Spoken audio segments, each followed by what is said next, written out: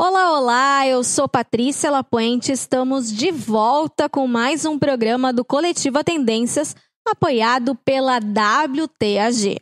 Este episódio é o segundo especial sobre os bastidores das revistas, e desta vez é sobre a última Coletiva Tendências Comunicação, que marca os 20 anos de Coletiva.net. Quem conversou comigo foram as repórteres Ilana Xavier e Shalom Teobaldo. Nós três fomos as responsáveis pelas matérias ao lado da Patrícia Castro, que fez uma participação especial.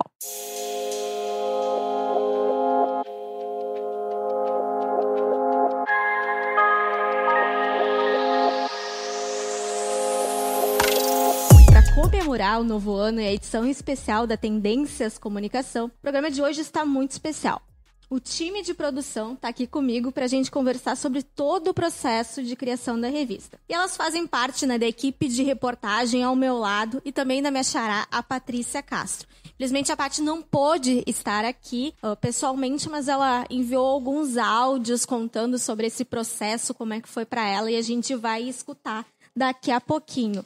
Bom, a Tendências Comunicação foi quem abriu as portas do Coletiva para mim. Eu me lembro bem que eu fui convidada em um lançamento da Tendências Academia pela Márcia para fazer parte.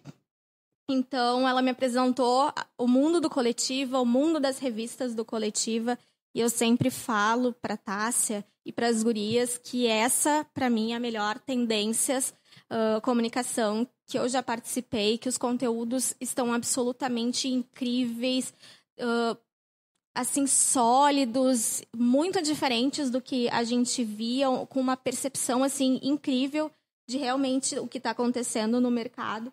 Eu queria saber de vocês o que vocês acharam. A Chá já faz parte há algum tempo, das Tendências Comunicação, e a Ilana foi a tua primeira Tendências, né? Então, o que vocês acharam?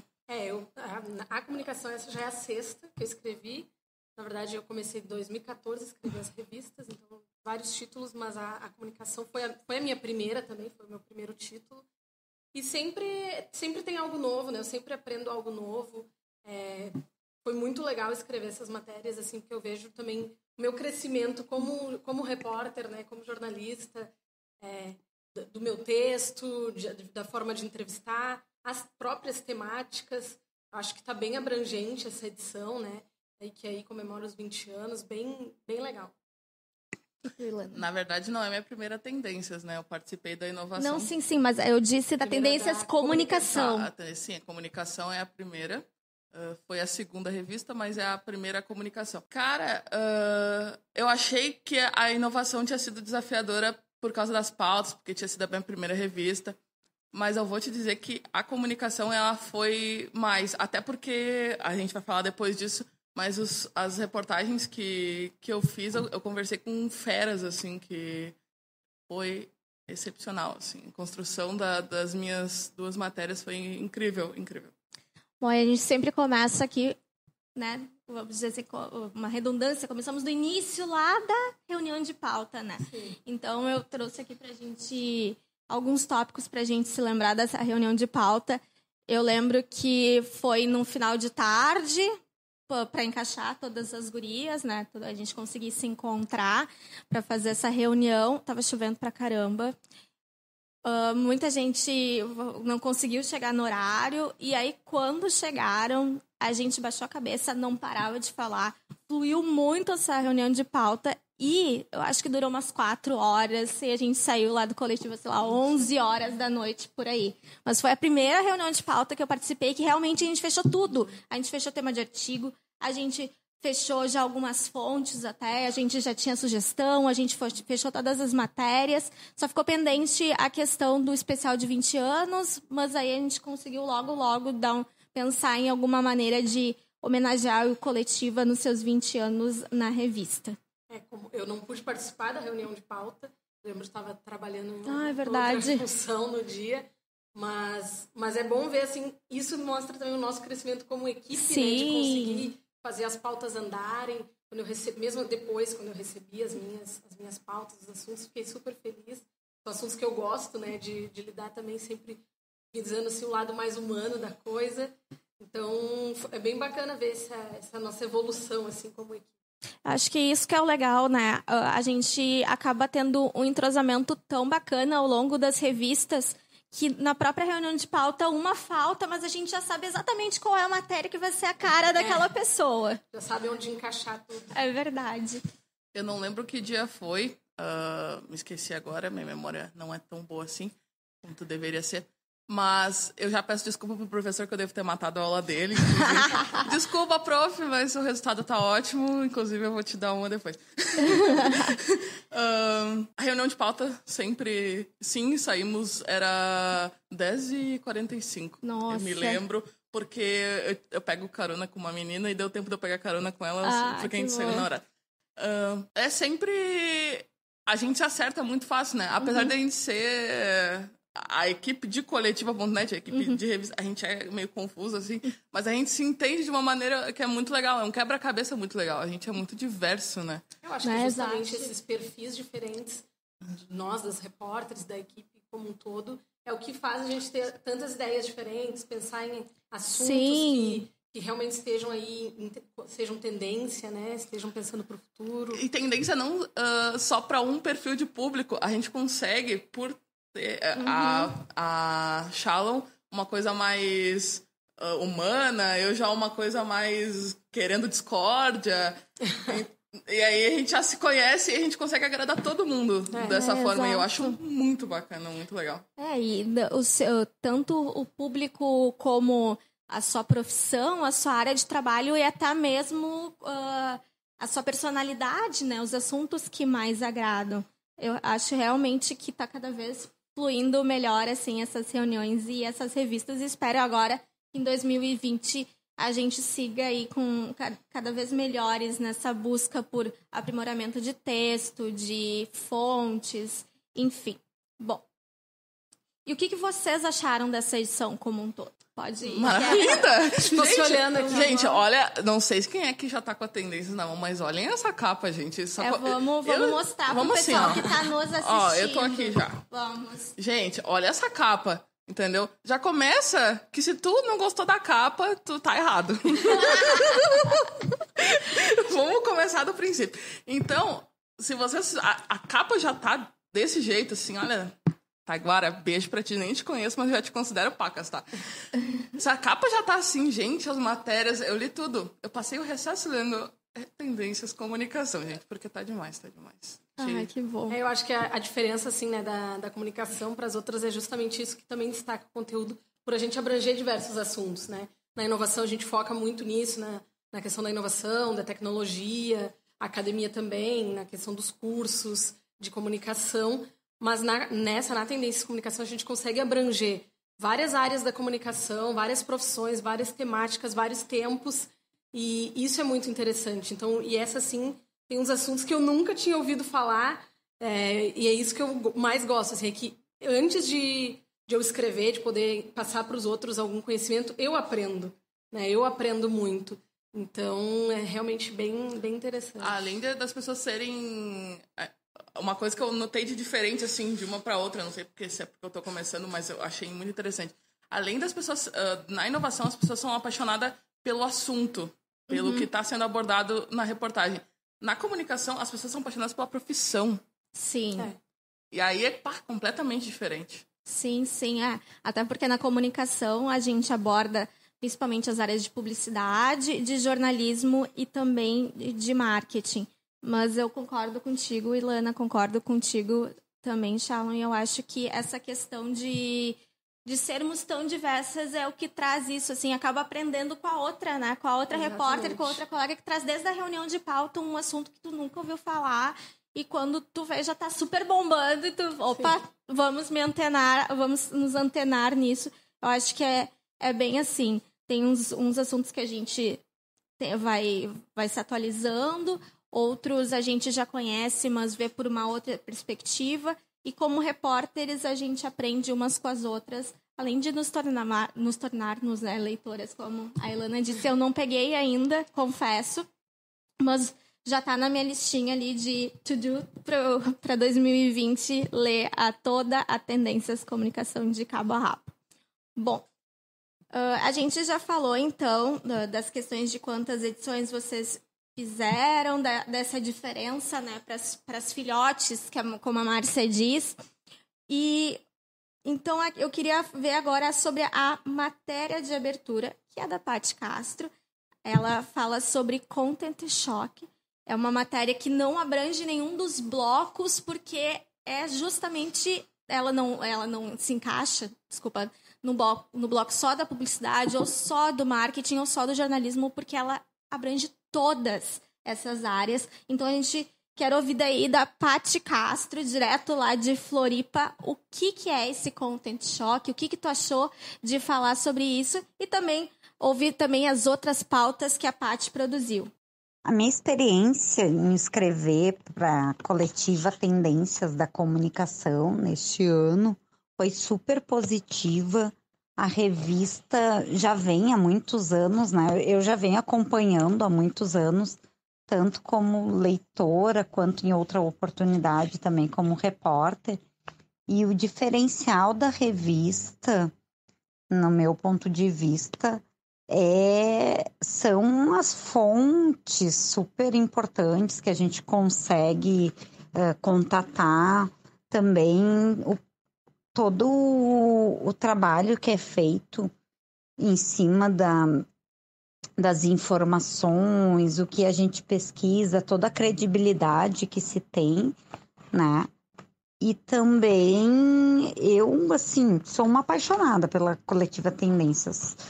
E agora a comunicação, essa última revista, foi super importante. Eu tive a oportunidade de escrever duas matérias bem legais. A sobre Content Shock foi bem legal, porque mostra bem algo que nós estamos vivendo, né? Um assunto super atual que estamos vivendo, que é o excesso de informação. Nós somos bombardeados de informações o tempo todo. Então, eu tive a oportunidade de contatar fontes super bacanas, como a Ângela Bono, uma educadora e neurocientista cognitiva, que falou bastante sobre o assunto. O professor Alexandre Rodrigues também, que conseguiu ampliar mais sobre o assunto. O Dado Schneider, um querido, né? Que falou também e tocou um pouco no assunto do FOMO, né? Da ansiedade e a busca, assim, por curadores da informação, que é super importante para melhorar essa função do Content Shock. Tivemos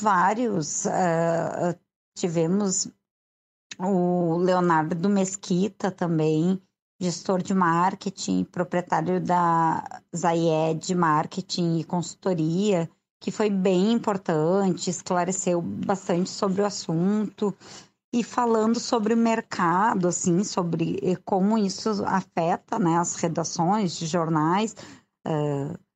O Nilson Vargas, gerente executivo de jornalismo dos jornais e da Gaúcha ZH do Grupo RBS, que também trouxe um pouco este assunto para a pauta das redações, né? De como as redações se preparam para isso, como que estão trabalhando para isso. Foi super importante, assim. Eu gostei bastante. A revista tem o fato de ser revista impressa também, por mais que nós tenhamos o hábito hoje em dia de ler muito pelos computadores, pelo celular. Eu ainda sou meio rato, sou traça de livros, assim, de revistas. Eu gosto da versão impressa. E esse papel, o cheiro da revista é um diferencial. Todo o designer dela, todo colorido, tudo que foi pensado dá bem uma cara de comunicação, né? De tendência do que vai acontecer para esse ano agora, em 2020, também vem um assunto bem, bem importante para as empresas se prepararem, todo mundo que trabalha, né, com essa área de marketing, publicidade, jornalismo, que é a Lei Geral de Proteção de Dados. Então, foi uma das matérias que eu tive a oportunidade de fazer também e pude conversar com o Simon, que é um advogado bem especialista nessa área, que elucidou bastante sobre o assunto, assim, ali nas matérias, na matéria dá para entender, ele explica bem sobre o que é a LGPD, bem bacana. E o Alexandre Skovronski, né, que é presidente da Associação Brasileira das Agências de Publicidade no Rio Grande do Sul, e também trouxe como esse assunto já vem sendo trabalhado e como será trabalhado ao longo deste ano para que as empresas possam se preparar, né, para LGPD. Então, foi bem importante, assim. Também tive a oportunidade de conversar com algumas pessoas da For All que falaram, né, como já estão trabalhando esse tema dentro do Hub. Então, super importante para mim, valeu muito a pena, mais uma vez, como sempre, tendências, a revista é aquela que está à frente mesmo, nos mostrando o que está acontecendo no mercado. E é isso, para mim é super válido, as matérias das colegas também super importantes, o especial de 20 anos do Coletiva, onde, graças a Deus, eu tenho a oportunidade de já ter participado desde 2006, que eu venho sendo parte do Coletiva.net. Eu me sinto em casa, sou bem feliz com isso. E ali vivendo os feitos, fatos e futuro ao longo das 2 décadas, né, do que houve, eu fui revivendo cada situação descrita, comentada pelos colegas, pelos editores, pelo Vieira, pela Cleide. Muitas das situações que eu vivi ali, porque foram um pessoal que comentou, foram as pessoas que eu trabalhei lá em 2006, ao longo, né, de 2006 a 2011, e depois que eu tenho a oportunidade hoje de fazer parte novamente e continuar trabalhando com a Gabi, com o Carlos, com a Márcia, que já bem importante, assim, foi bem legal reviver cada momento e poder comparar, assim, o antes e o hoje, sabe? Como as coisas são, o que mudou também no mercado, porque as gurias trouxeram um pouco disso, a Leca, a Cleide falando do que era meio que notícia lá atrás, e o que é hoje, sabe? Bem bacana, assim. A revista tá excelente, para mim é uma grande oportunidade fazer parte dessa equipe maravilhosa, tô bem satisfeita, bem feliz. E eu acho que é isso, pessoal. A gente escuta tanto falar sobre imparcialidade no jornalismo, mas a Ilana fez uma matéria justamente, né, sobre o oposto, a parcialidade no jornalismo. Como é que tu chegou nessa abordagem dessa matéria? Como é que foi construir ela? Eu lembro que foi tu que trouxe essa sugestão de pauta. Eu, apesar de ter 5 anos de trabalhando em jornalismo, na comunicação como assessora e diversas outras experiências, eu ainda estou na faculdade, né? 6º semestre de jornalismo. Se Deus quiser, um dia eu saio da faculdade. Sai. Levei 7 anos e saí, então sai. Um dia eu saio. Mas também não tô com pressa. Eu escuto todo semestre algum professor fala sobre imparcialidade, e às vezes eu cobro meus professores, tá, mas olha aí, tu tá falando disso aí na aula, mas cadê a imparcialidade no jornalismo? É uma brincadeira, chega a ser uma brincadeira. Então, quando a gente vê profissionais tipo os que eu entrevistei, dizendo que não, que dá pra tu te desprender um pouco disso, claro, tem que ter um tempo de profissão, tu tem que estar respaldado, né? Uhum. Principalmente pelo veículo onde tu trabalha, porque Correio do Povo, que nem eu entrevistei o Juremir, o Guilherme, que agora tá na Guaíba, o Leonardo Meneghetti, Rafael Serra, o nosso querido Rodrigo Lopes, que é completamente contrário a tudo que eu vou dizer. Mas tu vê que claro, todo mundo tem uma ideologia, né? Cada uma que de nós pensa de um jeito diferente, mas a gente tem aquela premissa de que a gente não mostra a nossa verdade enquanto a gente tá ali redigindo um texto, fazendo uma reportagem. Mas eu acabei de descobrir que pode, gente. Eu acabei de descobrir que é válido, sim, e que isso é interesse público, sim, e que as pessoas pedem, que as pessoas querem saber, que as pessoas querem saber que time tu torce, que as pessoas querem saber se tu votou em A, se tu votou em B, e isso me surpreendeu muito. E abordar essas feras, gente, são feras. Abordar essas feras que eu entrevistei, fazendo com que eles falem, acho que foi, assim, a matéria mais desafiadora, assim, que eu já fiz na minha vida. Acho que tem muito a ver também com o tempo que a gente está vivendo. Né? Quando eu entrei na faculdade, em 2012, se falava isso, não, se defendia imparcialidade. Quando eu saí da faculdade em 2018, já era outro pensamento. As discussões na sala de aula já eram diferentes. Já era que não existe a imparcialidade de como a gente sempre defendeu, como sempre se ouviu falar. Porque, na verdade, quando a gente escolhe...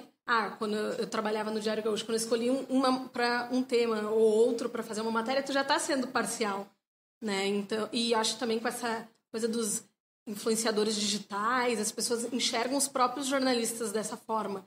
E se baseiam muito nas opiniões, né? No que eles acreditam ou não acreditam, para gerar essas discussões nas redes sociais ou na própria conversa de bar, numa roda de chimarrão. Vem muito disso que acontece também no jornalismo, né? E aí, não, é uma opinião que ninguém me deu antes, mas é a minha, né? Quando a gente tem que ter muito certo na nossa cabeça que a gente tem o poder de influenciar, sim. Sim. A gente tem o poder de influenciar. Mesmo que a gente não queira esse poder. Eu nunca quis esse poder, mas eu sei que eu tenho esse poder de influenciar pessoas. Então, é mais sério do que nunca tu deixar claro. Deixar claro quem tu é, quem é que tá atrás do jornalista. Eu acho que é cada vez mais necessário isso. E, inclusive, por isso que eu trouxe essa sugestão de pauta. E é algo muito bairrista, né? O Rio Grande do Sul, que é muito ferrenho, que é muito... Ou tu é de direita, ou tu é de esquerda, ou tu é do Inter e do Grêmio, a gente não pode... A vida é 8 ou 80. É 8 ou 80, e tu não pode mostrar ali que tem algo nesse meio, ou... Por que tu é deste time ou de outro? Não, já se começa a brigar. É muito deste tempo mesmo. Eu acho que a gente vem aprendendo aí com o resto do país, principalmente Rio e São Paulo, que vamos ser civilizados, sim. Eu até lembro mais em questão de futebol, que eu sou mais ligada ao futebol. Vamos aí perder a imparcialidade em relação às editorias. É o que eu mais acompanho. E eu lembro...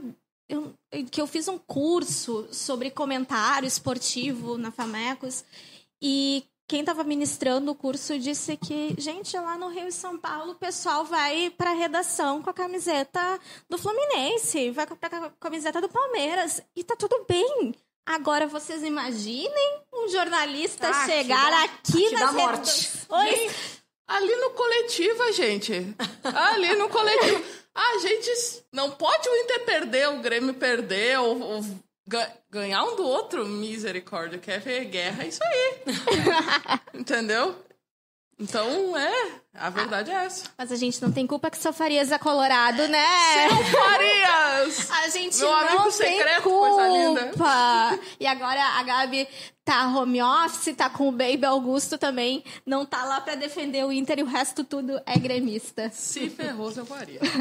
Bom, vamos mudar de assunto então. Vamos para uma pauta que eu fiz sobre streamings, que era uma pauta que eu queria muito fazer e eu já tava na cabeça com essa pauta muito antes de chegar à reunião. Eu levei, então, especialistas e consumidores, mas não qualquer consumidor, alguém da área da publicidade, no marketing e do jornalismo. A gente queria para entender como é que esse pensamento essa nova geração aí de produção de conteúdo, porque a gente viu a época da TV aberta começar a perder para o canal fechado e agora entra o streaming na disputa. Então, temos aí a TV aberta, o canal fechado e o streaming. Qual é o futuro? Por que as pessoas estão deixando de assistir a TV aberta para ver streaming? Ou então para o próprio canal fechado, para acompanhar os streamings? A gente teve um boom em 2019 dos streamings, pois antes era praticamente a Netflix. Hoje em dia a gente tem streaming de tudo, a gente tem streaming de futebol, a gente tem o Facebook transmitindo jogos da dupla Grenal na Libertadores. Então, 2019 foi um ano realmente para a gente aprender a consumir esse tipo de conteúdo. Então, foi realmente isso que eu fui descobrir nessa pauta e foi bem legal. conversar com o pessoal. E uma das curiosidades, eu sempre tento trazer alguma curiosidade de bastidor, porque fazer revista nunca é fácil. Então, eu sempre tento trazer, além da minha matéria, alguma coisinha que eu passei com ela. E eu lembro que eu padeci para fazer essa matéria. Gente, as pessoas não me respondiam e não me respondiam. Isso é com todas as repórteres. Nossa. Entrevistados, por favor, Respondam. Eu passava isso na faculdade e eu pensava, não, é porque eu sou estudante, mas quando eu for jornalista, realmente, eles vão me responder quando eu estiver num veículo, não. Gente, responde, ajuda jornalistas, porque... Nossa, foi um sufoco. Eu fui atrás de milhares de pessoas para falar sobre isso, especialistas, mas eu consegui. Então, um pessoal da Fevale, da Univates, muito obrigada por colaborarem comigo. Também teve a Andréa, que é da área de marketing, e conversou. Ela tem todos os streamings e mais a TV fechada. Então, ela falou comigo direitinho sobre o que ela acha, por que esse tipo de conteúdo conquistou a ela, e tá bem legal, confiram lá. Bom, a gente já falou de uma matéria da Ilana, a gente já falou de uma matéria minha, as duas da Paty Castro, agora falta a Chá. E a Chá começou, então, essa revista falando sobre marketing. Na realidade, foram duas matérias sobre marketing. E a primeira era marketing para pequenas empresas. A gente sempre pensa em grandes empresas com grande disponibilidade de dinheiro para aplicar nesse tipo de comunicação. E aí, como é que fica a questão do pessoal que não tem tanto dinheiro? Na verdade, é ainda mais importante, né? Conversando com os entrevistados, eu conversei com o José Rodrigues, da Escola do Marketing Digital, conversei com o Ivandro, do Sebrae, o William também, que faz o marketing da Dentosul. E todos eles falaram que, na verdade, para as pequenas empresas é mais importante ainda. Porque as redes sociais, que são canais de baixo custo para fazer anúncios, para conversar com seus públicos, elas têm muito alcance. Tu pode filtrar, né? Pode conversar com o público certo, falar aquilo que ele quer ouvir, entender, conhecer o teu público. E isso é muito importante para as pequenas empresas. Só que a gente vê que ainda as pequenas empresas não levam tão a sério a necessidade disso. Fazem, às vezes, as redes sociais de qualquer jeito, ou criam um site que nunca é atualizado, e, na verdade, isso implica no crescimento do negócio. Né? Um dado que eu consegui foi que 92% dos negócios utilizam estratégia de marketing digital. Só que desses, só 6% contratam pessoas que entendem do assunto para fazer esse trabalho. Né? Então, é uma disparidade muito grande, e isso acaba afetando no negócio, se vai ter resultados positivos não só na questão do marketing, mas também na vida real. Porque o William, por exemplo, falou sobre o marketing que ele faz na Dentosul. O trabalho bem feito nas redes sociais, no site, esse contato com o público que quer esse tipo de serviço, ocasionou uma melhora no mundo real, que a partir do trabalho do marketing digital, eles conseguiram abrir uma segunda clínica. Né? Então, isso é um resultado que esses 6% que estão contratando pessoas que entendem do assunto para fazer o seu marketing digital tem mais resultados também de lucro, né, dos seus negócios. Então, isso foi bem, bem interessante ouvir os profissionais sobre isso e perceber como é importante. Eu mesma sou uma pequena empreendedora, então perceber essa importância de trabalhar a comunicação bem feita. Tá certo, então. Voltamos para a Ilana. Eu lembro que ela chegou querendo muito fazer uma pauta sobre fake news. E aí a gente advertiu a ela que lá em 2017, a nossa querida Cíntia Dias, que fazia parte da equipe das revistas, escreveu sobre fake news. Ficou uma matéria muito legal. Até eu lembro que ela fez um joguinho para o pessoal saber realmente se sabia diferenciar. Foi bem legal aquele jogo também, deu dicas de como identificar, mas isso foi em 2017, muita coisa mudou, e aí a gente pediu, Ilana, nos traz uma outra abordagem de fake news. O que tu trouxe, Ilana? Porque eu sou brasileira, não desisto nunca. Já vim com isso na cabeça. Fake news versus imagens. Gente, olha só. Desde os protestos lá, 2016, quando Dilma foi impeachmentada, a gente tem aquela discussão de sempre. Ai, tinha milhares de pessoas. Ai, tinha centenas de pessoas. Ai, tinha não sei quanto. Por que ninguém fala a verdade? Sabe? dói. Vai mexer com o ego de alguém se tu falar assim, não, ali tinha 10 pessoas. Mas estavam 10 pessoas de verdade, entendeu? Não eram robozinhos. Desculpa, me exaltei.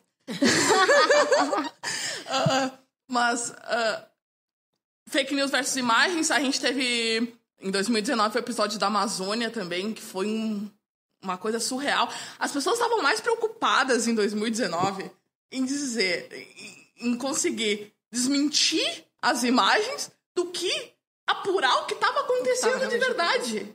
É o lado ruim das redes sociais, gente, né? Que já espalha muito essa questão das fake news, né? Ou então, ao contrário, né?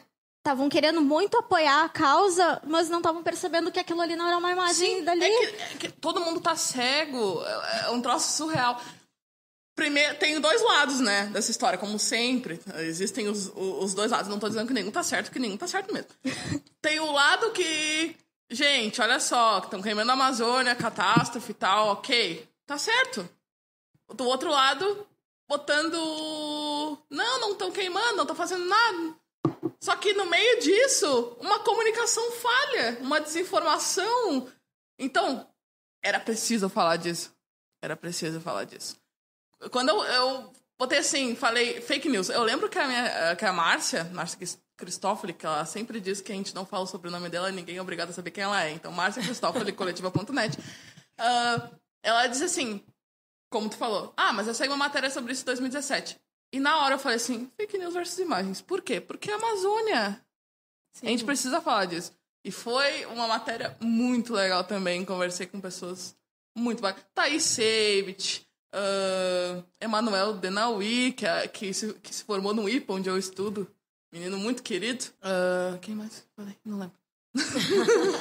Essa é a parte que vocês fingem que não escutam. Muito legal.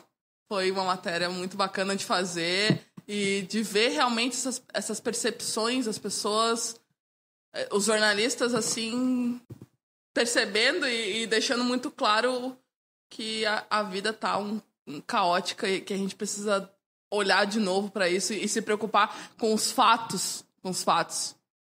É preciso se preocupar com os fatos, não com o que está mascarado, não com essas cortinas de fumaça, não com essas coisas que ficam na volta. Às vezes o problema é muito pequeno e a gente dá uma dimensão para ele. Acontece na nossa vida também, sim, né? A gente dá uma dimensão para ele que ele não tem. E às vezes é o contrário, a gente minimiza.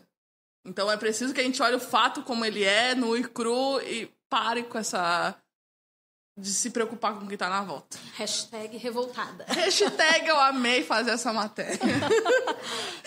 E com isso que a Ilona trouxe é bem legal, que eu percebi que não é só pra gente nessa revista, o público mesmo consegue ler e entender a nossa versão. Exatamente. É uma matéria que vai pro público, não é só alguém que é jornalista e que vão ter termos técnicos e que só profissionais, não. Não, todo mundo deveria ler sobre isso. Todo mundo deveria ler essa revista, são assuntos muito abrangentes e que é do interesse desse público entender o por trás, por que a gente faz assim, por que a gente alerta, por que trabalhamos desse jeito.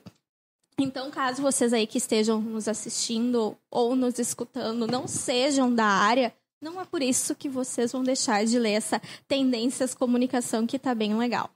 É um serviço público. Exatamente. Está lá no site, então tá disponível para todo mundo ler. Está disponível para todo mundo ler e conhecer aí o trabalho de coletiva.net nas revistas Tendências. Bom, falando em interesse público, falando de coisas que não são somente... de nós, profissionais que entendemos. Eu, como consumidora, trouxe uma pauta que eu achava que não podia faltar, assim como a dos streamings, mas essa foi mais antiga, que foi a dos podcasts. Assim como foi o ano dos streamings, eu acho que foi mais ainda o ano dos podcasts. Porque streaming a gente já conhecia. Tinha só a Netflix, mas a gente já conhecia. Podcast não. A gente escutava uma vez que outra. Eu lembro que em 2013, 14, quando eu estava na faculdade, o professor Tércio Sacol, ele citou podcast pra gente, disse que era pra gente ir atrás, que era um conteúdo que estava bombando lá fora e que era pra gente ficar atento a isso. Eu pesquisei na época, acabei não levando o hábito adiante, mas realmente ano passado, com a vinda aí para vários reprodutores que estão no nosso cotidiano, eu acho que era isso que faltava, algum reprodutor acessível, Google, Spotify, iTunes, enfim. E bombou de uma forma que tanto é que a gente tem, né, o nosso podcast, não sei se vocês aqui que nos escutam sabem, mas toda essa conversa aqui que eu tenho com os meus entrevistados, ela vira um podcast lá, que é o podcast Coletiva Tendências, e tá bem legal. Bom, então, eu trouxe essa matéria sobre podcasts, eu conversei com podcasters que eu acompanho e eu admiro muito o trabalho. Isso foi uma das partes mais legais, que é justamente quando a gente conversa, né, entende quem está fazendo aquele trabalho e quem a gente admira. Sim. Então, eu conversei com a Maju, que é maravilhosa. Ela trabalha na Folha, ela é responsável pelos podcasts da Folha e ela faz o café da manhã, que é assim, a primeira coisa que eu faço no dia. Eu acordo, eu já coloco o café da manhã para me antenar o que está acontecendo. E é um dos podcasts mais escutados no Brasil. Eu trouxe também por um outro lado, por um outro viés. Não precisa ser só jornalístico, pode ser de entretenimento. Tem vários tipos de podcasts. No meu Instagram, os stories, é só as pessoas botando que podcast estão ouvindo no momento. É, muito bacana. E aí, então, eu trouxe uma outra coisa que a gente pode aprender. Eu comecei, na realidade, usando podcast para aprender inglês. E eu aprendo muito com o Foster e com a Alexia, que são do Inglês No e Cru. Ele é um americano, ela é uma brasileira, eles são um casal e eles ensinam inglês de uma maneira simples. Eles conversam sobre coisas do dia a dia, ele falando inglês, ela também, ele corrigindo ela, e é maravilhoso. Eu pude conversar um pouquinho com os dois e foi uma experiência muito bacana, porque eu sou a audiência, tanto da Maju quanto deles, eu sou a audiência, e isso é muito legal, essas oportunidades. E, além de todo esse boom, né, por que aconteceu esse boom, eu trouxe um viés da publicidade, né, porque se o podcast é uma nova forma de conteúdo, por que não se valer da publicidade para o podcast? Então, foi uma matéria bem bacana que eu consegui colocar vários aspectos. Queria colocar muito mais, mas a gente tem limite. Eu sei, Márcia Cristófoli, a gente tem limite. Eu tô entendendo o limite aí. E uma curiosidade que eu gosto de trazer é que enquanto dos streamings eu padeci, foi a última coisa que eu entreguei, que eu implorei para os entrevistados me responderem.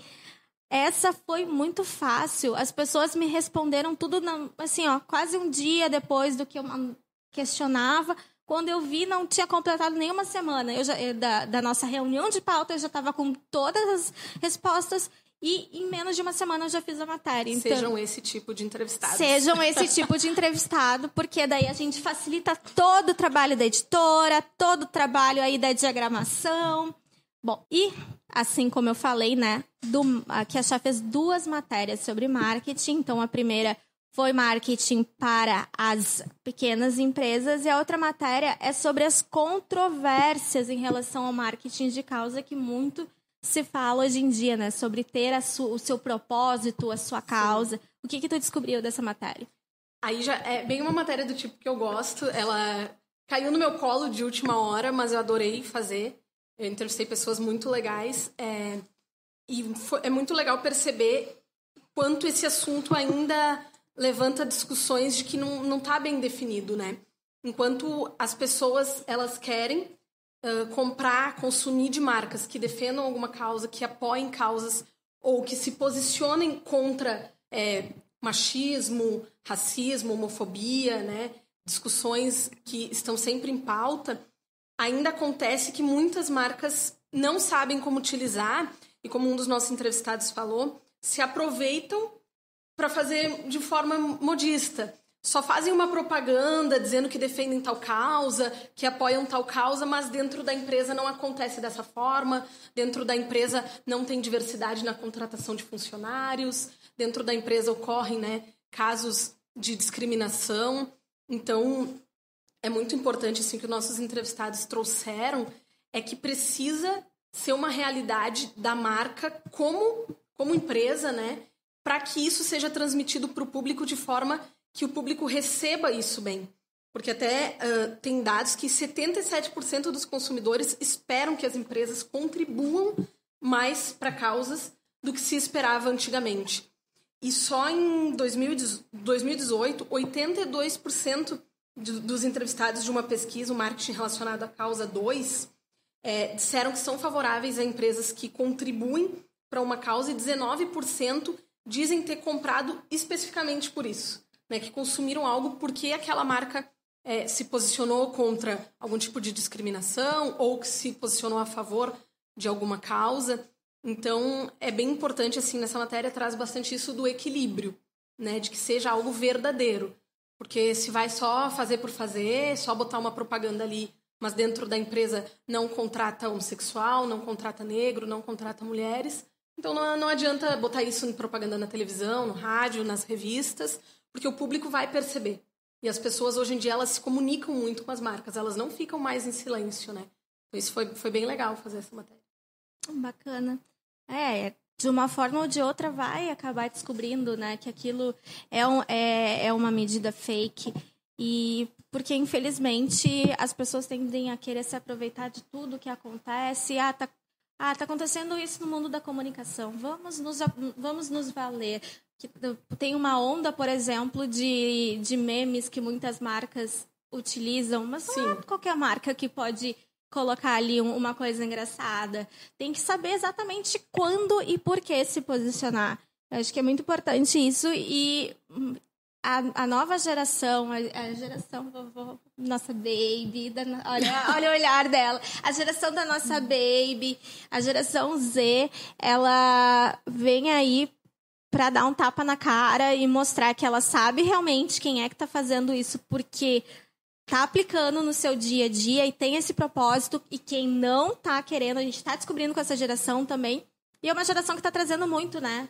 Sim. Isso, tem que ter sustentabilidade, sim, tu tem que ter diversidade, tu tem que ter vários tópicos para utilizar na tua marca, e eu vou saber exatamente se tu tá mentindo ou se tu tá aplicando. Que tem que ser da cultura da empresa, né? Exato. Eu entrevistei a Marjorie Teixeira, da P&G, que detém várias marcas no Brasil, Ariel, Head & Shoulders, Pantene, Gillette, e ela falou isso, assim, que quando eles sempre procuram, eles chamam de campanhas de propósito, e eles colocam na rede, colocam para fora algo que eles estão fazendo, eles percebem muito rápido esse retorno do consumidor, né? Se é algo que eles percebem que é fingido, que é fake, isso cai mal, né? Então, na verdade, às vezes é melhor até as empresas esperarem, estudarem como realmente apoiar uma causa, defender uma causa, e isso começa de dentro.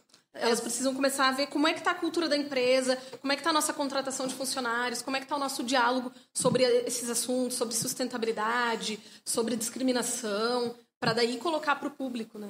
Exatamente. A Paty está falando a Baby tem 21 anos, tá? E a minha geração, eu vejo muito isso. A gente compra valor das marcas. Exatamente. Exato. Às vezes não interessa o preço que tá custando, mas se não maltrata os animais, eu tô comprando. Se é vegano, eu tô comprando. Às vezes, alguns amigos riem que eu digo que eu não compro roupas de determinada marca, porque já foi denunciado por trabalho escravo, né? Mas isso... posso ter acabado comprando de alguma que eu não sabia. Mas no momento que tu sabe, né, que tem algo errado ou que estão apoiando uma causa legal, eu acho que a gente tem que se valer disso, como a Elana falou. Certeza. Nosso consumo precisa ser consciente, né? Então, e isso, o marketing de causa levanta muito isso, que o consumo precisa ser consciente.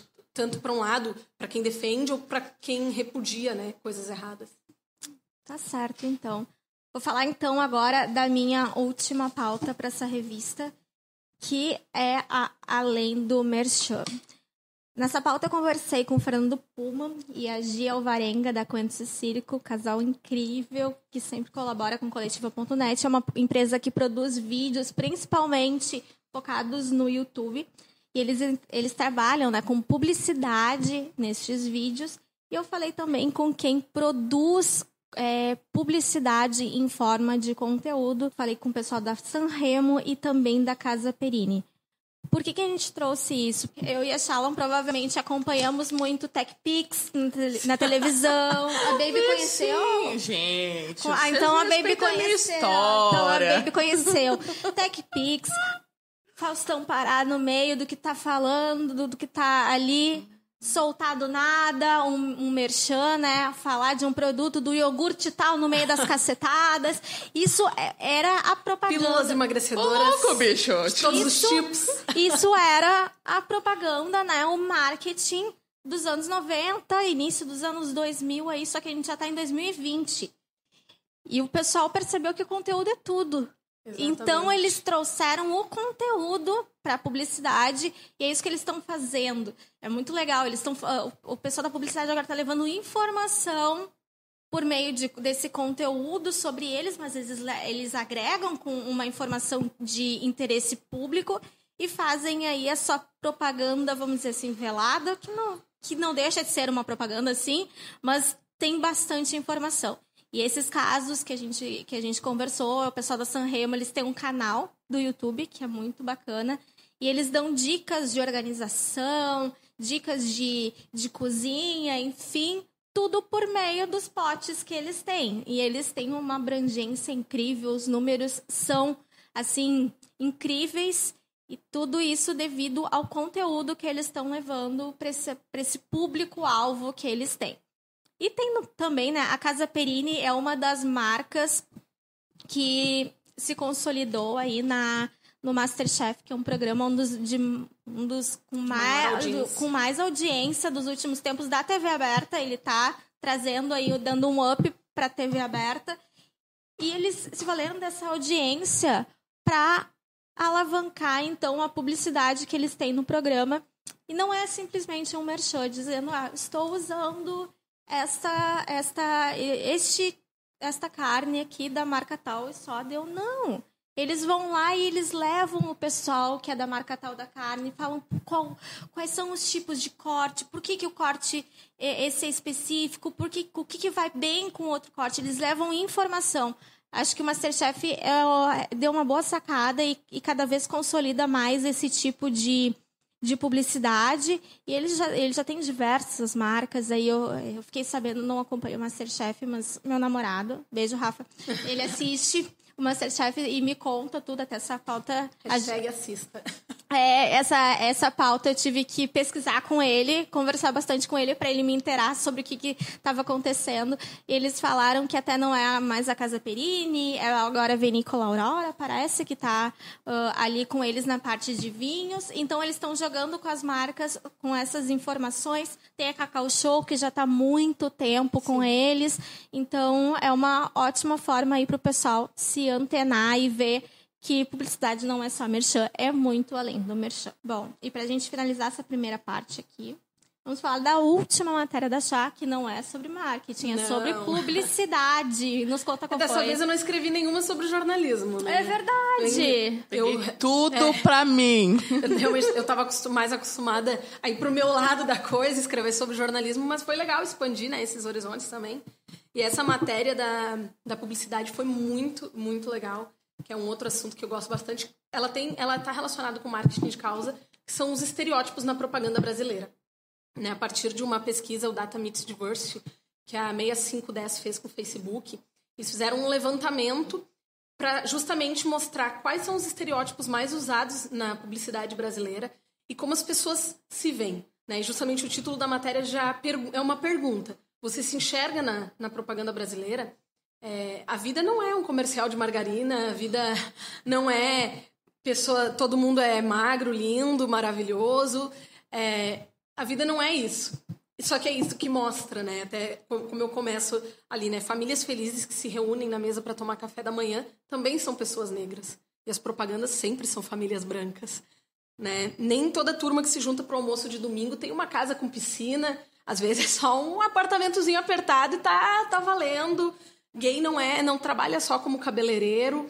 Pai que ajuda a mãe em casa não é super-herói, não faz mais que a sua obrigação. Então, e as pessoas, elas também respondem a isso. Tem muito essa questão do diálogo. Eu conversei com a Maria Guimarães, que é da 6510, né, que encabeçou esse estudo. E ela disse que, apesar de mudanças estarem acontecendo nos últimos 4 anos, que as empresas têm se ligado mais de colocar pessoas diversas nas suas propagandas, não surpreende os resultados. Como quando, por exemplo, na pesquisa, 65% das mulheres disseram que não se enxergam na propaganda brasileira. Que não se enxergam, né, na publicidade. Por quê? São sempre mulheres magras, mulheres loiras, de olho claro, pessoas sempre felizes. E essa não é a realidade. Né? E também o Gregório da Moria, ele traz assim, metade da população brasileira é negra.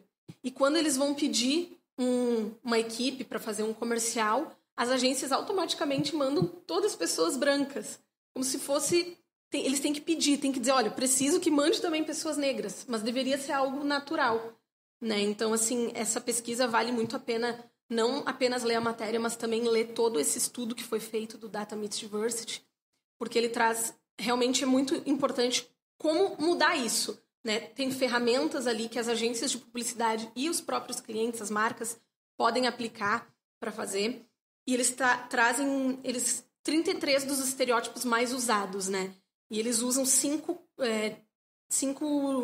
classes aqui para falar desses estereótipos, que é gênero, raça, orientação sexual, corpos dissidentes e classe social. Então é bem importante porque para a gente também como consumidor, para os publicitários é importante para mudar isso desde lá de como pensar a propaganda, mas para a gente como consumidor fazer aquilo, do consumo consciente. Se posicionar, tipo, isso está errado, isso não é assim que a vida é, não é assim. Eu não sou essa pessoa que eu estou vendo na propaganda. E a gente vê isso, é algo que vem de muitos anos. Muitas pessoas sofrendo com anorexia, né, doenças relacionadas à busca por um corpo perfeito, ou pessoas... Eu, por muito tempo, por exemplo, há 1 ano, eu me libertei da chapinha, da progressiva, porque por muitos anos só era aceito o cabelo liso. Eu pensava, quando eu entrei na faculdade, eu nunca vou poder trabalhar na TV se eu tiver o cabelo crespo. E hoje eu não ligo, se a TV me quiser, vai ser do jeito que eu sou. Né? Porque é assim que eu nasci, essa sou eu. Então, acho que nós, como consumidores, também precisamos nos posicionar para que as agências de publicidade e as marcas esqueçam esses estereótipos e mudem realmente a propaganda brasileira. Com certeza, até um dos estereótipos que mais me chamavam a atenção e mais me deixavam, assim, furiosa quando eu via, porque não era uma, não era 2, eram todas as marcas, era a questão da cerveja. Gente, mulher bebe cerveja, sim. A mulher não é a gostosona que vai ficar te entregando a cerveja enquanto o homem vai ficar ali pedindo e sentada no bar. Não, a mulher bebe cerveja, sim. E a mulher não precisa ser gostosona. Fale, estou aqui para provar, sim, que mulher bebe cerveja. Mas sabe qual é a principal que me indigna? Me indigna mesmo. Fast food. Gente, olha só, gordo come, tá? Sim. Deixa eu contar pra vocês que eu não sou gorda à toa. Entendeu? Eu acho, de última, agora teve numa do Burger King sobre o sanduíche que não é de carne, aquela coisa toda vegana, tá nessa vibe. Aí botaram magros de novo. Gente, gordo é vegano também, gordo come. Pelo amor de Deus, botem gordos nas propagandas de comida, porque faz muito mais sentido. Não, e não só isso, né? Essa dos corpos dissidentes, eles falam justamente sobre isso. As propagandas sempre retratam as pessoas gordas como um antes e depois. Quando era gorda, é um semblante triste, e depois ficou magra, ficou feliz. Sim, sim. Ser gordo não necessariamente é uma questão de que a pessoa não tem saúde. Muita gente, porque eu acredito que todos nós fazemos acompanhamento médico, claro, sempre tem que buscar uma vida saudável. É diferente de ser bem magrinha ou ser gordinha. Isso não tem a ver, né? As pessoas podem ir na academia não para ficar com o abdômen trincado, mas sim porque fazer exercício faz bem, para buscar uma vida mais saudável. E é isso que tu comentou. Dos corpos dissidentes é muito isso. É sempre um antes e depois. A pessoa gorda é triste e a magra é feliz. E não é assim. Tanto que, acho que foi em 2018, que foi proibido a quem faz aquelas negócios Herbalife, essas coisas assim. Vamos remodelar a tua vida, aquela coisa toda. É proibido que eles botem foto de antes e depois em propagandas. Sim, porque não é assim que a vida funciona, né? Claro, a gente sempre quer buscar ser a nossa melhor versão em todos esses pontos que eles trazem aqui, mas cada um sabe o que é melhor para si, né? O que me faz feliz não é o mesmo que faz as gurias felizes e vice-versa. E então tem que imperar o respeito, né? Então tá, bom. Estas foram as matérias da coletiva Tendências, que saiu do forno agorinha não, né? Foi em dezembro, mas já tá aí em circulação no mercado. Lembrando que a gente tem ainda nessa revista um especial de 20 anos, afinal marca os 20 anos do Coletiva, que foi lá em abril do ano passado. Foi um especial bem bacana, a gente trouxe pessoas que atuaram no Coletiva em outra época, no início, lá pelo meio, e pessoas que atuam agora em seus cargos e comparar como era estar naquele cargo lá em 99, como é o caso do Vieira, e como é estar hoje neste cargo, como é o caso da Márcia, que ela é diretora do Coletiva e ele foi o diretor do Coletiva. Tá bem bacana essa matéria também. Bom, ainda tivemos os nossos artigos, famosos artigos aí, e a gente trouxe uma inovação para essa revista, que foi a Batalha de Artigos. A gente queria falar muito da questão da linguagem na publicidade, que a publicidade tem uma linguagem muito própria dela, então, principalmente no uso do inglês, então a gente queria saber a opinião do mercado. E a gente pensou, por que não levar alguém que concorda com o uso do inglês? Por que não levar alguém que discorda do uso do inglês? Então, a gente tem uma batalha de artigos. O Márcio Coelho, da Brivia 10, falando a importância que ele acha, por que se valer deste tipo de linguagem. E o Fernando Silveira, que é diretor da Integrada e também presidente do Sinapro aqui do estado, falou por que ele acha que é melhor a gente se valer apenas da nossa língua, o português. E a gente teve, para finalizar aí essa revista, uma entrevista com Pir Marcondes, né, que é do Meio Mensagem, foi bem bacana. E ele falou sobre todos os temas que perpassaram aí a revista nesta última edição. Bom, lembrando aqueles recados básicos, todas as matérias completas que a gente falou aqui podem ser conferidas na Tendências Comunicação e que recém saiu do forno. Ela pode ser visitada em coletiva.net/revistas, como a Chá falou ali anteriormente. Leiam. Ou quem preferir receber um exemplar impresso, sentir aquele cheirinho de revista, pode enviar um e-mail para tendências@coletiva.com.br. A gente tem bastante revista aí para distribuir. A gente vai ficar muito feliz que vocês se interessem pelo conteúdo que a gente faz. Mas o assunto não acaba por aqui, porque chegou a hora da Tássia falar sobre o que ela achou de ser a editora desta revista. Oi, gente. Então, compartilhando um pouco da minha experiência na coordenação editorial da última edição da revista Tendências Comunicação, em primeiro lugar, eu queria destacar o quanto todo o trabalho em equipe foi gratificante para mim. Apesar de já ser de casa, devido à minha proximidade, desde os tempos da faculdade com a Márcia e com o Farias, eu era nova no pedaço e sempre fica aquele receio de como vai ser, como que vai ser a aceitação da equipe, como que vai ser o trabalho integrado, enfim. Mas, para minha feliz surpresa, eu fui muito bem acolhida por todos e eu encontrei uma equipe nota 1000. Os repórteres são extremamente competentes, sendo ágeis, criativos, resolutivos e muito produtivos. Todo o trabalho foi muito fácil, então eu fico muito satisfeita com isso. É muito bom trabalhar com gente competente. A gente conseguiu cumprir o cronograma e, inclusive, antecipá-lo. Então, a gente fez uma gincana ali. A gente antecipou mais ou menos uma semana a edição e, surpreendentemente, deu tudo certo. Então, eu que adoro uma organização, que sou muito chata para o cumprimento de prazos e de processos, eu fui às nuvens com essa equipe do Coletiva que está de parabéns. Foi uma honra poder coordenar essa equipe. Bom, fora a equipe, eu acredito que as pautas foram muito bem selecionadas pelo grupo, trazendo uma riqueza de conteúdo com temas atuais e, ao mesmo tempo, temas que ainda vão ditar o futuro da comunicação, uma preocupação constante do selo Tendências. Falar de temas que, por meio da comunicação, mudam comportamentos foi um dos pontos altos, ao meu ver. A gente falou de Content Shock e FOMO, que é Fear of Missing Out. Falamos de conteúdo on demand, que é a TV da nova geração. De podcasts, que é o novo rádio.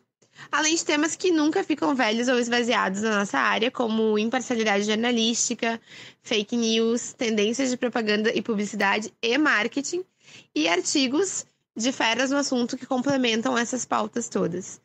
Então, para finalizar, eu só tenho a agradecer novamente a equipe, novamente a confiança da Márcia, do Farias, enfim, do Coletiva, para me darem essa responsabilidade.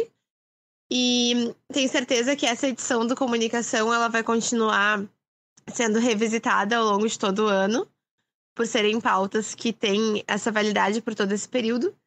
E agora a gente já está se preparando para a próxima edição. Então é isso. Um beijo a todos. Tchau para vocês. Até semana que vem. Tchau, tchau. Bom, este foi mais um episódio do Coletiva Tendências. Espero que tenham gostado do especial sobre a comunicação. E este programa é realizado por coletiva.net.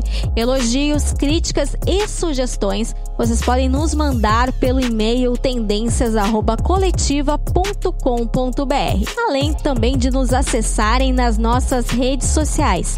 Estamos no Instagram, no LinkedIn e no Facebook no @Revista Tendências. Eu fico por aqui, até uma próxima. Tchau, tchau.